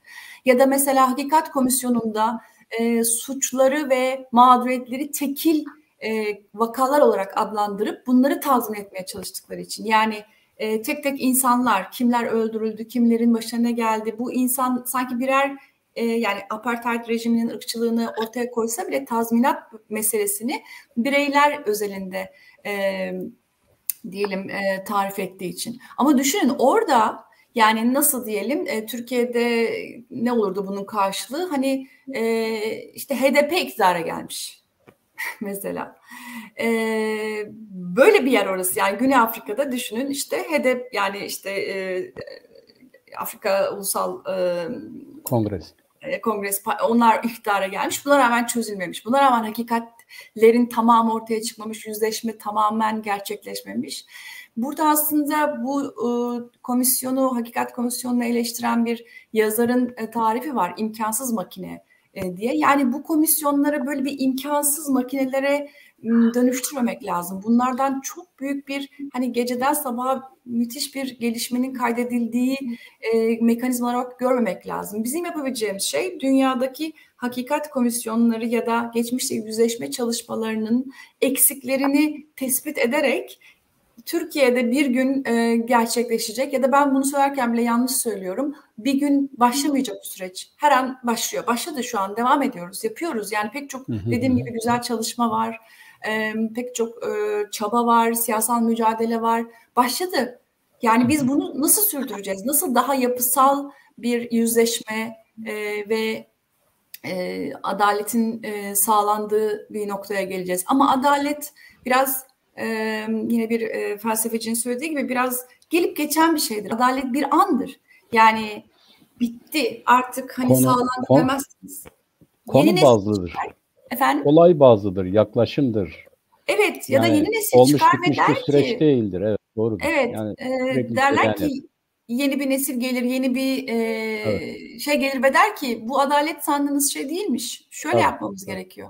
Yani bunu bir süreç olarak görmek ve hepimizin mütevazı katkısının olabileceği bir süreç olarak görmek ve bu anlamda da dediğim gibi oradan baktığınızda bana sorarsanız hakikat komisyonları bütün ulus devletlerin kurması gereken şeyler. Yani sadece Latin Amerika, Güney Afrika ya da Afrika, Türkiye değil, bütün ulus devletlerin temellerinde, evet, bütün meclislerin altı bir mezarlık. Bütün meclislerin altı muhaliflerin mezarı. Yani Evet. o onların kazılması gerekiyor. Onların altının açılması gerekiyor. Yani bu bitmeyen bir süreç, bitmeyecek Evet. bir süreç ve bizim çabalarımız da sınırlı değil. Bu kadar hani o yüzden hani bu kadar kibirli olmaya da gerek yok yani. Birisi bir adım attığında bunu eleştirmek zaten baki ama bir yanıyla da burada ne deniyor ve bunu nasıl tutabilirim gibi bir soru sormalıyız. Muhalefet olarak muhalifsek yani ya da bu hakikat rejimine itiraz ediyorsak. Evet. Peki hocam şimdi Türkiye, Nurullah abi ben devam edebilir miyim? Mehmet ben ya da sen sormak istediğin varsa sor, ben öyle geç. Evet, ben bir şey tam da biz burada yüzleşmeyi, hakikati konuşurken biliyorsunuz bugün rahmetli Diyarbakır Baro Başkanı Tahir Elçi'nin ölüm yıl dönümü. Onu da rahmetle analım. Ve hala devlet bununla yüzleşmek istemiyor. Hala katilleri yok ortada. Hala mahkeme sonuçlanmadı. Her şey çok açık. Her şeyin görüntüleri olduğu halde maalesef devlet bununla bugün de yüzleşmek istemiyor ve o mahkeme hala devam ediyor. Hala da katil bulunamadı. Sözüm ona. Hani parantez içerisinde söyleyeyim. Katil belli ama katil bulunamıyor. Tüm bunların ışığı altında hocam. Evet, hakikatle yüzleşme, bunlar tabii ki çok önemli şeyler, olması gereken şeyler. Bu süreç içerisinde birdenbire işte Kılıçdaroğlu'nun bir helalleşme çağrısı geldi. Sizin bu hakikati arama, yüzleşmeyle ilgili çalışmalarınızın ışığı altında helalleşmeyi nasıl değerlendirirsiniz hocam? Ne anladınız bundan? Nasıl bir sonuç çıkar veya bundan? Yani biliyorsunuz helalleşme Türkiye siyasetinin gündemine Kılıçdaroğlu'yla girmedi aslında. Abdullah Öcalan'la girdi ilk kez. Bir mektubu okumuştu o yıllarda işte Diyarbakır'da. Ve ben aslında bir önceki çalışmada bunu araştırmaya çalışmıştım. Yani Öcalan'ın bu helalleşme çağrısı Kürtlerde nasıl okundu Kürtler tarafından? Çünkü benim açımdan öncelikle onların bunu nasıl gördüğü önemliydi. Ben yani az sonra Kılıçdaroğlu'na tekrar geliriz ama Öcalan'ın çağrısında da bir tür hani geçmişi geçmişte bırakma, geleceğe bakma gibi bir alt anlam yatıyordu ve burada benim görüştüğüm devlet şiddeti mağdurları, 90'ların devlet şiddeti mağdurları, Kürt aileler bunu nasıl okumuşlardı? Bunu sormuştum. Ve o zaman şöyle bir şey anlamıştım. Yani helalleşme dediğimiz şey çok kişisel bir mesele. Bağışlama diyelim. Helalleşme hele yani Öcalan'ın bu terimi neden seçtiğini düşünelim. Yani belli bir kesime çünkü diyelim laik ya da ne diyelim yani ateistler diyeyim açıkça. Ateistler için bunun bir anlamı yok yani helalleşmenin seküler kesim için. Yani bunun daha çok dini bir şey var malum. Ya da buna ne denir? Eşitler arasında bir alışverişte de olur mesela değil mi? Helalleşilir işte 3 kuruş 5 kuruş falan. Bu böyle bir alanın yani helalleşme siyasetin alanı olamaz. Siyasetin içinde helalleşme diye bir şey olamaz. Yani bu şey olarak söylüyorum. Bu terim siyasete nasıl uyarlanacak? Bunun altını çok iyi doldurmamız gerekir. Çünkü bu kamusal alanın meselesidir. Herkesin kendi kararıdır. Bağışlayacak mı, bağışlamayacak mı? Bu onun meselesi. Ama burada ya da orada Öcalan şunu ima etmeye çalışmıştı diye düşünüyorum. Yani ve Kürtlerin büyük bir kısmı Öcalan diyorsa yaparız derken, helalleşiriz derken şunu söylüyorlardı. Ya bağışlar mıyım bilmiyorum. Yani emin değilim. Ben buna hazır değilim. Ama Öcalan derse yani bakarız. Ama şunu diyorlardı. Yani Öcalan bunu diyorsa bunun arkasında bir siyasal eşitlik vardır. Yani Öcalan'a bunu dedirten şey bir kazanımın sinyalidir. Yani demek istiyor ki biz siyaseten eşit olacağız ve bunun karşılığında geçmiş defterlerin bazılarını açmayacağız. Buna tamam mısınız? Belki buna tamam olabilir insanlar. Demin söylediğim şey bu çünkü. Benim yakınım neden öldüğünün cevabını ve anlamını ortaya koyan şey siyasal eşitlik. O yüzden buna siyasal helalleşme diyelim. Yani böyle bir şey olacaksa. Bu böyle basitçe bir işte geçmişi kapatalım, önümüze bakalım değil. Birileri cezalandırılmalı. Yani geçmişte yaşanan suçlardan dolayı. Çünkü helalleşmenin bir kısmında bir tazminat da vardır. Yani birilerinin bir suçunun tazminini gerçekleştirmesi gerekir. Öbür türlü bir helalleşme zaten sağlıklı ve kalıcı olmaz.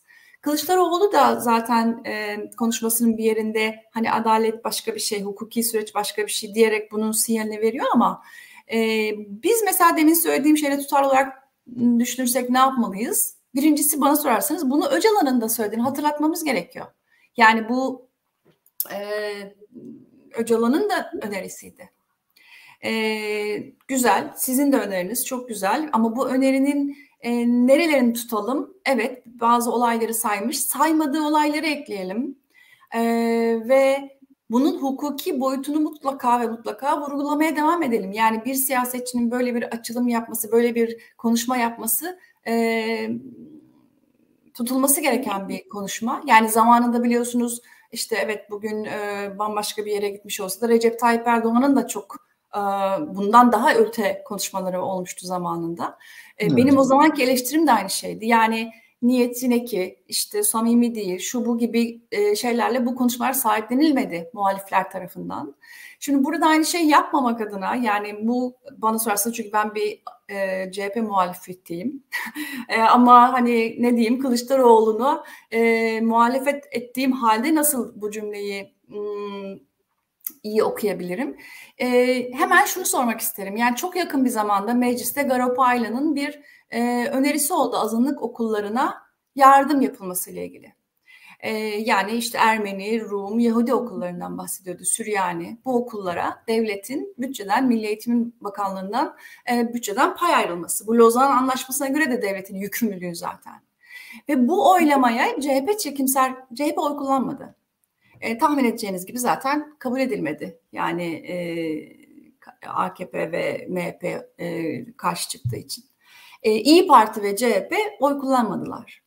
Yani helalleşmeyle ilgili bir gündemi olan bir partinin bunu böyle ille de geçmişten bugüne yani bunu da demin konuştuğumuz şeyle bağlantılandırabiliriz. Yani bana sorarsanız 1915'te başlaması gerekiyor zaten. Yani o konuşmanın 1915'in atlanması hani çok şey söylüyor.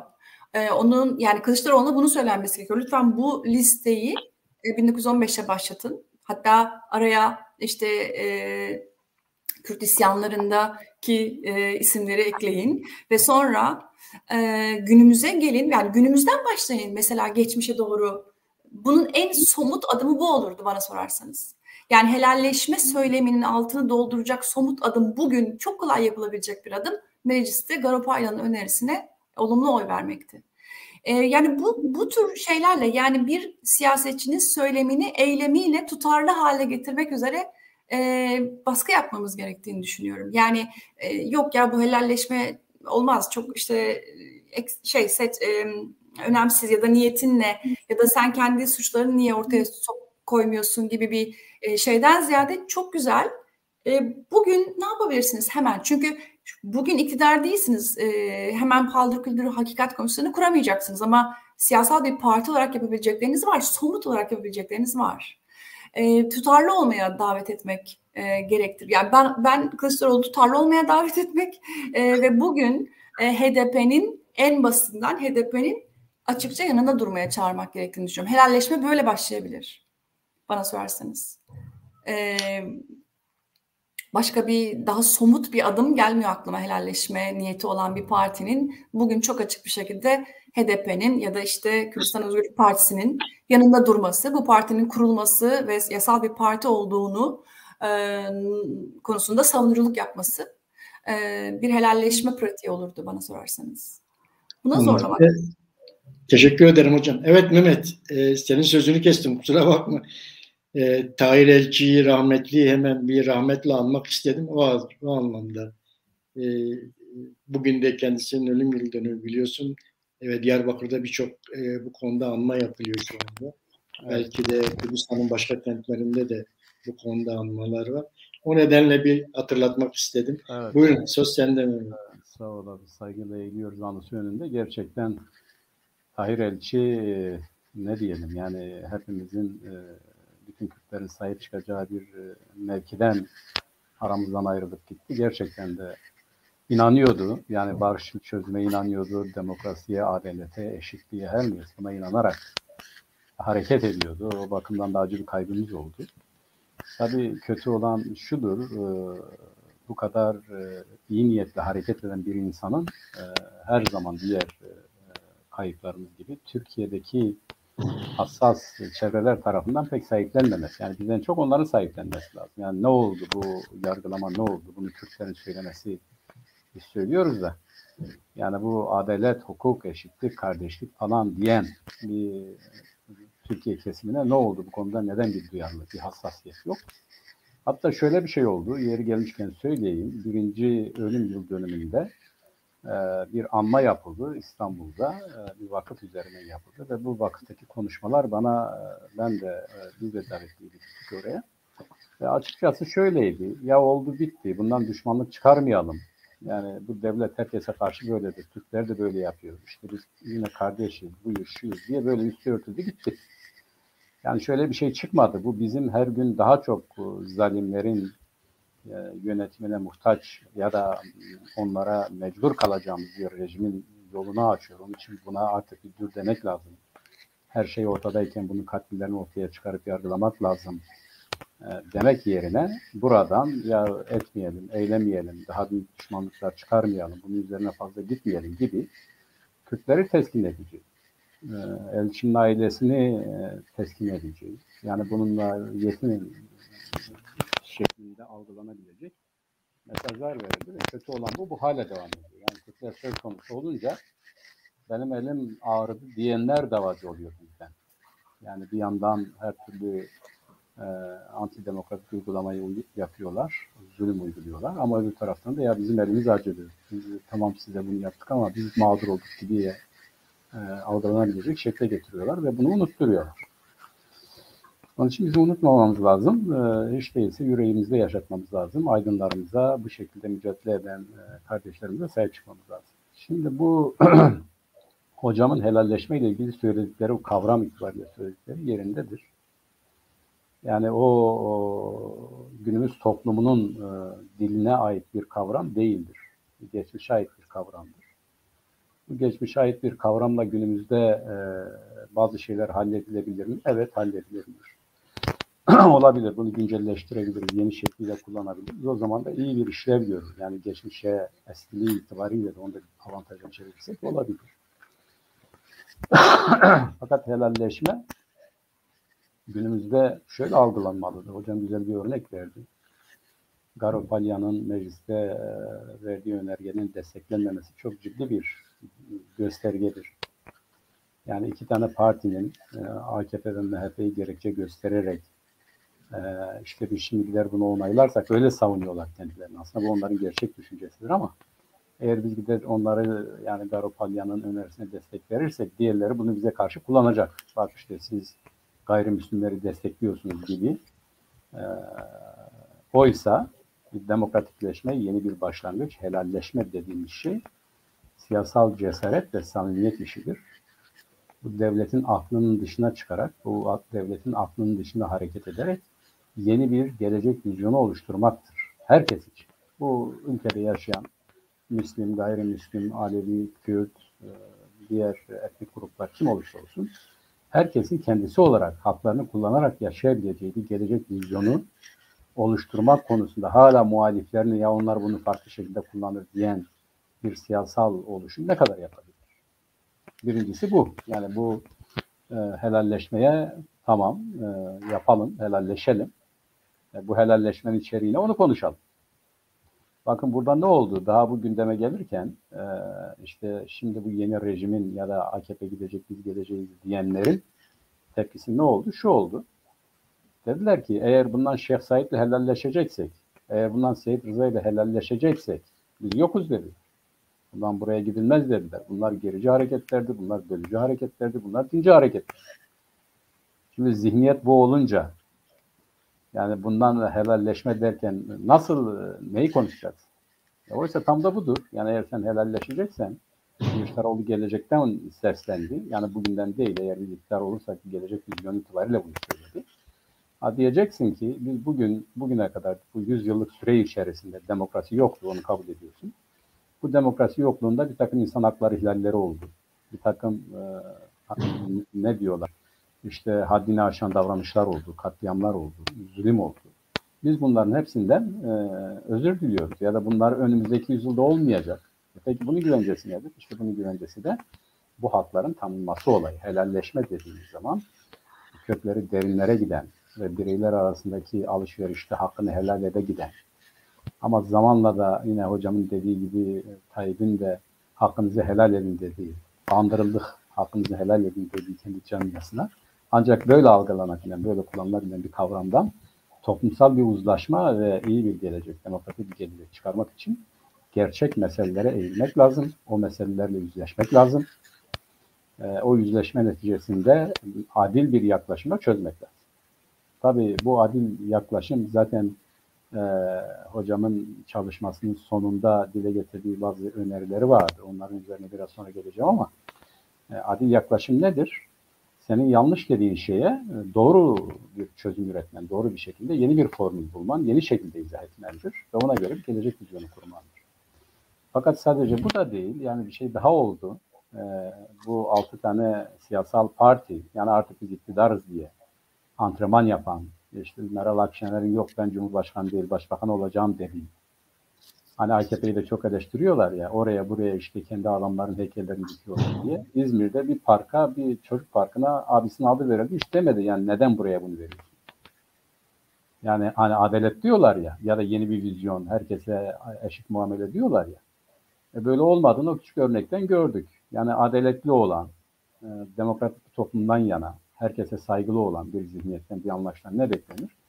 Ya kardeşim buraya ben bu abimin adını niye veriyorsun? Yani ne yaptı benim adım? Nedir, ne değildir? Hangi merci bunu yapıyor? Neden yapıyor? Bu geçmişin tekrarı devamı değil mi? Demeden bunu güzel öptü başına koydu. Ama öbür taraftan da dedi ki hem yeni bir gelecek hem bu hem şu. Öbür taraftan da işte HDP üzerinden Kürtleri düşmanlaştırıcı ötekileştirici kavramlar, terimler, tabirler, saldırgan tutumlar devam ediyor. İşte bir milletvekili onun yüzünden gitti bir yere çarptı, ne oldu belli değil şimdi. Helak oldu gitti. Yani gerçekten bir de böyle bir yüzü vardır. Şimdi bu 6 parti ne yaptı? Bir araya geldiler. Dediler ki yani şimdiden anlaşalım. Biz işte demokrasi diyoruz, güçlendirilmiş parlamento diyoruz, sorunları çözeceğiz. Kılıçdaroğlu'nun Kürt sorunu vardır, çözüm yeri meclistir, muhatap HDP'dirden sonra bunlar bir araya geldi. Demek ki diğerleri dedi ki sen ne demek istiyorsun kardeşim, gel bunu konuşalım. Oturup konuştular, dediler ki biz demokratikleşmeyi, güçlendirilmiş parlamentoyu anayasanın değiştirilmez 4 temel maddesine dokunmadan yaptı. Bunlar bu kararı aldı, deklare etti. Hani diyorlar ya iyi günlerde olsunlara güzel selamlarını çaktılar. Hiçbir şey değişmeyecek, olduğu gibi devam edecek. Bu sadece bir hükümet değişikliğidir. Bu hükümet değişikliği dışında temel mantaliteden bizim değiştirebileceğimiz hiçbir şey yoktur diyerek beyan ettiler. Şimdi bu anayasanın değiştirilemez ilk 4 maddesine dokunmadan Kürt meselesini onu geç. Yani demokratikleşmeyi nasıl yapacaklar? O da diyor işte herkes Türktür. Yine diyor herkes Kemalisttir. Yani ben Kemalist değilim diyenler nasıl iktidar olacak? Ben Türk değilim diyenler, ben Türkiye coğrafyasında HDP onu söylüyor ama hakkıyla keşke kapsayabilseydi onu. Yani herkesin kendisini mutlu hissedeceği ya da herkesin kendi hakkı ve hukukuyla yaşayabileceği bir demokratik toplum kuracağım diyorsan sen nasıl bu ilk 4 maddeyi değiştirmeden bunu yapacaksın? Yani bu bir sihirbazlık meselesi. Ama biz görüyoruz ki bu aynı zamanda sadece bu geçiş sürecinde gündeme gelen hokkabazlıktır. Fakat hocam da dediği gibi parti olarak onu söylüyoruz. Biz olumlu çözümden yana, barışçıl bir geçişten yana, demokratik bir toplumdan yana olan bütün öneri, görüş, davranış, tutumları destekliyoruz. Bunlara teşvik ediyoruz. Biz onu savunuyoruz. Çünkü şiddetten uzak, şiddete başvurmadan ama herkesin hakkını, hukukunu tanıyacak ya da tanımaya açık bir demokratik barış sürecini, demokratik çözüm sürecini buna dayalı görüşmeleri esas alıyoruz. Bu çerçevede gidiyoruz. Bundan bizim parti olarak da önerilerimiz var. Nurullah abi biliyorsun, hocam da belki farkındadır. Biz bir acil talepler... Mehmet sesin çok az geliyor. Mikrofona bir de mikrofon çıktı yapıyor. Heh. Şimdi nasıl? İyidir herhalde. Biz bir demokratik acil talepler programı oluşturduk. Esası da budur zaten. Yani birincisi bu şiddeti devreden çıkarmak. Bu şiddetle bu iş olacak gibi değil. İkincisi görüşmelere esas almak. Üçüncüsü hak hukuk temeline görüşmelere esas almak. Yani tespit edip kimin hakkı hukuku neyse bunun tanındığı bir siyasal rejim. Ancak bir şekilde olabilir. Bunun içinde yüzleşme ya da helalleşme dediğimiz şey nedir? Bugüne kadarki siyasal mücadele içerisinde haksızlığa uğrayan herkesin bir an önce arındırılması, mağduriyetlerin giderilmesidir. Yani içeridekilerin bırakılmasıdır, dışarıdakilerin içeriye gelmesidir, siyasal ve örgütlenme hakkı tanınmasıdır, düşünce ve örgütlenme özgürlüğü sağlanmasıdır, inanç özgürlüğü ve benzeri. Bütün bunların şartsız, şurtsuz, derhal hemen tanınmasıdır. Bu esaslar üzerinden gidilirse biz daha iyi bir gelecek inşa edebiliriz. Helalleşme dediğim bir şey aslında bunun üzerinden gerçekleşecek bir şeydir. Yani bu kavramlar üzerinden, bu haksızlığa uğrayan insanların mağduriyetlerin giderildiği ve yeni rejim içerisinde herkesin kendi hakkı hukukuyla hareket ettiği, mücadele ettiği, iktidar olma hakkına sahip olduğu düzen olarak tarif ediyoruz. Bu olursa elbette ki bugün helalleşme diye dile getirilen ya da demokratikleşme diye dile getirilen şeylerin içeriği doldurulmuş olur.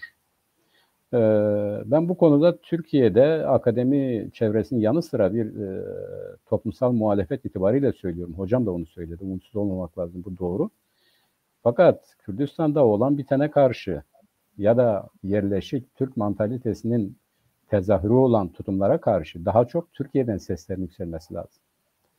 Kürdistan'dan yükselen sesler zaten otomatikman şöyle oluyor. Bak işte bunu Kürtler yaptı. Bunlar bölücüdür, siz de bölücüsünüz. Yani bunu böyle değil. Şöyle formüle etmek lazım. Mevcut siyasal rejimin, mevcut politikanın, mevcut siyasetin yürütülmesi halinde zaten Kürtler dışlanıyor. Kürtler kendilerine yeni bir yol aramak zorunda kalacaklar. Her tarafta böyle olmuştur. Yani eğer birlikte yürünecek bir yol inşa edemezseniz herkes kendi yolunu inşa etmenin derdine, arayışına girer. Bunu böyle bilmek lazım. Bu çerçevede hocama da bir soru sormak istiyorum ben Nurullah abi izninle. Acaba bu konuda yeterli bir çaba var mı? Yani Türkiye'den hocam bu tehlikeyi ya da bu gidişatı ya da bu olumsuz durumu görüyor. Buna göre bunu karşılayabilecek, izale edebilecek bir siyasal yaklaşım HDP'de de dahil. Yani Garo Palyan diyelim ki orada öyle bir öneri verdi ama acaba komple olarak düşündüğümüz zaman Türkiye'de bütün bu meseleleri tespit edip ve aynı zamanda çözüm üretebilecek bir siyasal parti, yaklaşım, akademiya, aydın kesim vesaire var mı? Yoksa nasıl yapmalı, nasıl etmeli ki biz bu bize adeta çok fazla bir şey vermeyeceği belli olan bu yeni yaklaşım içerisinde daha ileri düzeyde bir demokratik muhalefet, bir demokratik duruş sergileyebilelim. Bunun için ne yapabiliriz? Yani tabii o kadar bütün bu söylediğiniz alanlara girip çıkmıyorum. Çok iyi bilmiyorum. Ben de aslında eski bir akademisyenim ve tam da o anayasanın değiştirilmesi teklif dahi edilemez. İlk 3 maddesine aykırı bir doktora tezi yazdığım gerekçesiyle doktora ünvanımı önce kaybettim, sonra tekrar aldım falan. Yani o 3 maddenin kesinlikle evet değişmesi gerekiyor. Hatta öyle bir 4. madde olmaması gerekiyor. Şu maddelerin değiştirilmesi teklif dahi edilemez gibi herhangi bir maddenin hiçbir anayasada hiçbir şekilde bulunmaması gerekiyor zaten. Yani bu dediğim gibi yani akademiyayı çok iyi takip ettiğimi söyleyemeyeceğim ya da siyasal partiler, toplumsal taban ama şunu söyleyebilirim. Yani bir görece daha fazla insanın haberdar olduğunu, çalıştığını, genç akademik insanların bu konularda çalışmaya meraklı olduğunu, eskisinden daha fazla ve daha nitelikli sivil toplum kuruluşları olduğunu görüyoruz ve partilerin, bazı siyasal partilerin evet kendi öz eleştirilerini yani kendilerine dair eleştirilerini de yaptıklarını da biliyoruz ama tabii mesela evet Kürdistan'da birkaç siyasal parti olması gerekiyor en basitinden yani diyelim ki bu sürecin tamamen yani tamamen demiyorum ama daha doğru ilerleyebilmesi için bu bile bir şey bana sorarsanız yani Kürtlerin tek bir partisi değil. Birkaç partisi olması gerekiyor. Çünkü Kürtler tek bir tip insan değiller. Tek bir ne diyeyim bir kitleden ibaret değiller. Çok çeşitli kesimleri var. Şöyle söyleyebilirim. Yani bence bunu yapabilecek hem siyasal partiler hem toplumsal kitle hem dediğim gibi sivil toplum kuruluşları hem de akademisyenler var. Ama bunları örgütleyecek, yani bunları bir araya getirecek ve bütün bu sürecin mimarları haline getirecek bir yapısal ya da kamusal koşul yok. Ve bunun nasıl oluşturulacağını bilmiyorum doğrusu. Ama demin söylediğim gibi herkesin kendi durduğu yerden en azından bir sorumlu olduğu bir yer olduğunu biliyorum. Barış, yani tek bir soru var, yani bu söylediğim barışa mı hizmet ediyor? Bu yaptığım barışa hizmet ediyor mu, etmiyor mu? Çok basit bir şey. Ya da bunu şöyle bir soruyla da taçlandırmak. Bu söylediğimin altını nasıl dolduracağım? Gerçekten barış, yani barış istiyorum demek bana sorarsanız yeterli değil yani. Bu bir klişe. Bu klişenin ötesine nasıl geçeceğiz? Yani söylediğim şey savaşa ya da barışa ne anlamda hizmet ediyor? Çünkü barış istiyorum deyip savaşa hizmet ediyor olabilirim. Gerçekten demin söylediğim gibi, yani Kılıçdaroğlu'nun söylediği gibi, yani helalleşmeden bahsedip helalleşilmeyecek bazı konuları dışarıda bırakmak mümkün mesela. Yani o yüzden bu söylemlerin altını dolduracak eylemlerin neler olduğu ve söylemle bu eylemin tutarlılığı konusunda herkes kendi durduğu yerden, her kesim durduğu yerden bir doğrulama ile buna yola çıkabilir ve demin söylediğiniz gibi, yani işte Kılıçdaroğlu ve onun söylediği şeyde dediğim gibi, yani biz bir başka partiyle, bir başka kesimle işbirliği kuracaksak bunu da onun ortaya attığı, yani işbirliği kurmak istediğimiz kesimin ortaya attığı öneriyi toptan reddetmek yerine o öneride tutup ileri taşıyabileceğimiz şeyin ne olduğunu bularak ilerlemekten bahsediyorum. Öbür türlü bir kutuplaşma ve savaş, yani siyasal partiler arasındaki savaş oluyor. Ama demin söylediğiniz şeye gelirsek tabii, yani bu 6 parti yani bu çok böyle ne diyeyim, bunları düşünerek ya da bunlar üzerinden siyaset yaparak bir yere varılmıyor. Yani bu 6 partinin ne yaptığını, HDP'siz ya da bir Kürt siyasi partisi olmadan içlerinde nereye varabileceklerini az çok biliyoruz. Ve bunu söylemeye devam edeceğiz ama buradan biz tam olarak ne söylemiş olacağız onu bilmiyorum gerçekten. Yani bu aktif, yani reel siyasete nasıl müdahale edebiliriz? Demin söylediğim gibi bunun hazırlığını yapabiliriz. Yani bugün evet, aradığımız o reel siyaset ortamı yok. O partiler bir araya gelemiyorlar. O partiler hareket edemiyorlar. O partiler yeterince cesur davranamıyorlar. Bunun olmasını sağlayacak, bu zemini oluşturacak çabamız bizim ne olabilir? Bundan başka bir şey gelmiyor aklıma. Yani hani bu tespitler evet böyle, bu tespitlerin ötesine nasıl geçebiliriz? O yüzden şunu söylemeye çalışıyorum, yani özetle bu kesimler, sizin sorduğunuz kesimler, bana sorarsanız eskiye oranla daha fazla var ve aslında daha hızlı bir şekilde harekete geçirilebilecek şekilde duruyorlar. Ama bunu nasıl ve kim, yani şöyle diyeyim, daha doğrusu tek bir parti, tek bir şey beklememek lazım. Bunun bir siyasal kültür olması için çabalamamız gerekiyor. Onu demeye çalışıyorum. Yani bugün yok, yarın olabilir.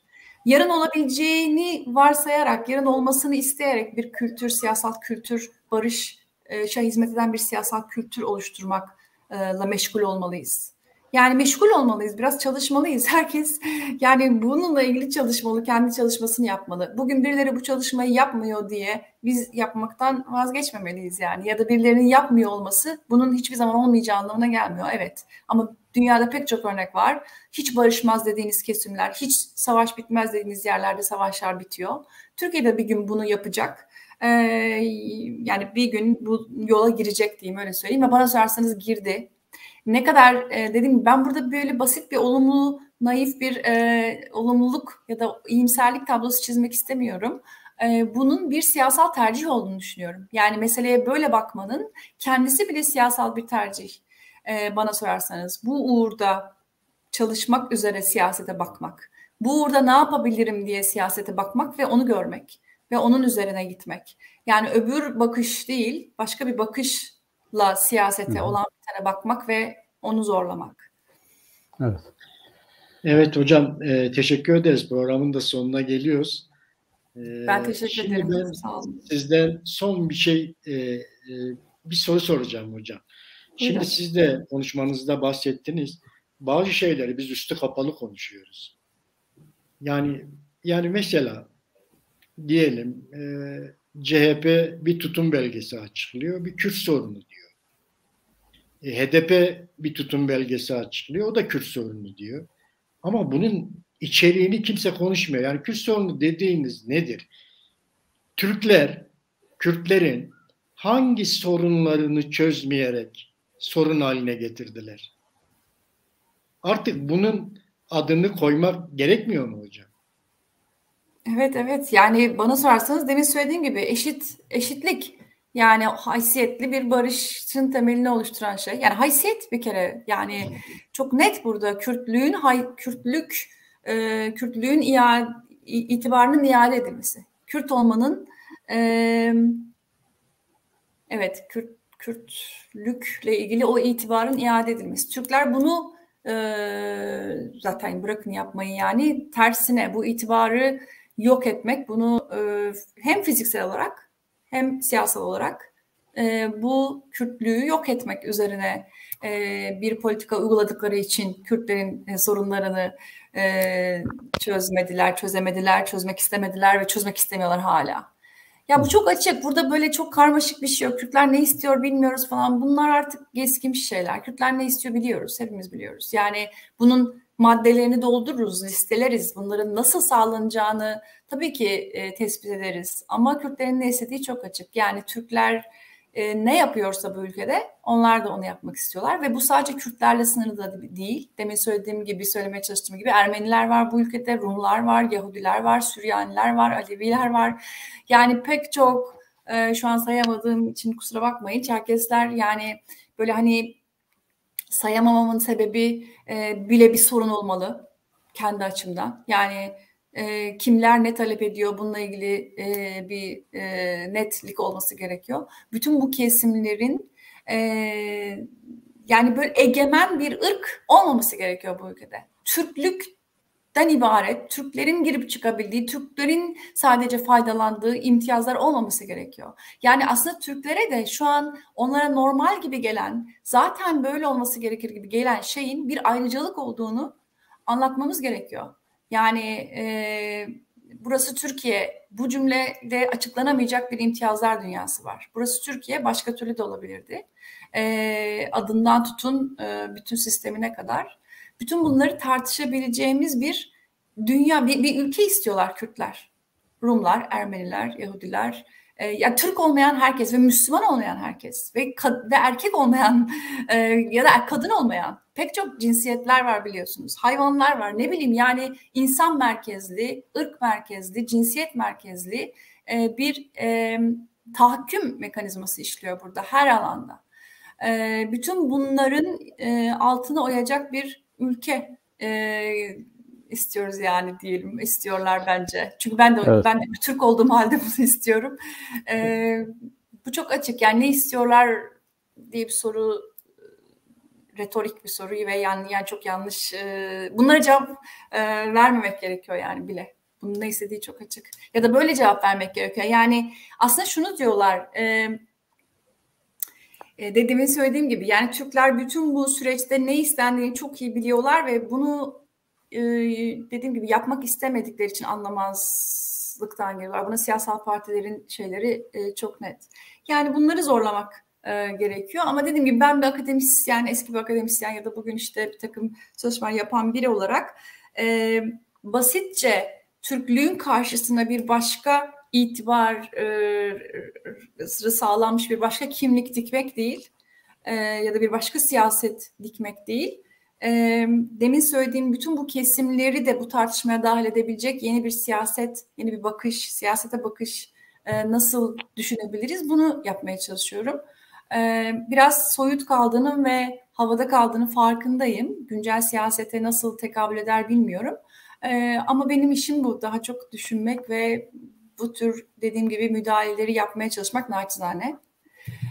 Teşekkür ederim yani böyle bir raporu ve bu kadar aslında sizin programınızın adı Siyasetin Gündemi, Güncel Siyaset. Ben pek bu konulara girmedim ama buna rağmen beni çağırdığınız için teşekkür ederim. Teşekkür ederiz katkılarınız için. Sağ olun hocam.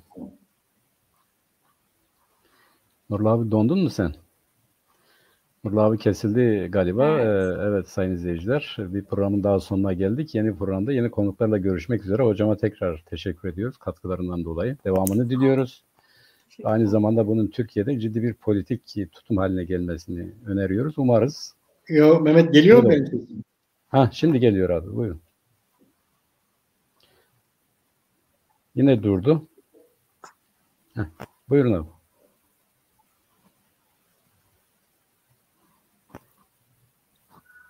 Geliyor mu Mehmet benim sesim?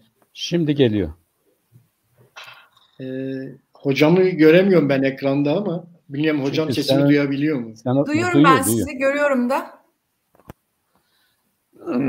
Nurullah abinin bulunduğu yer itibariyle bağlantısı zayıf. O dışarıdan katıldı programa. Reji artık durumu idare etsin. Bizden bu kadar.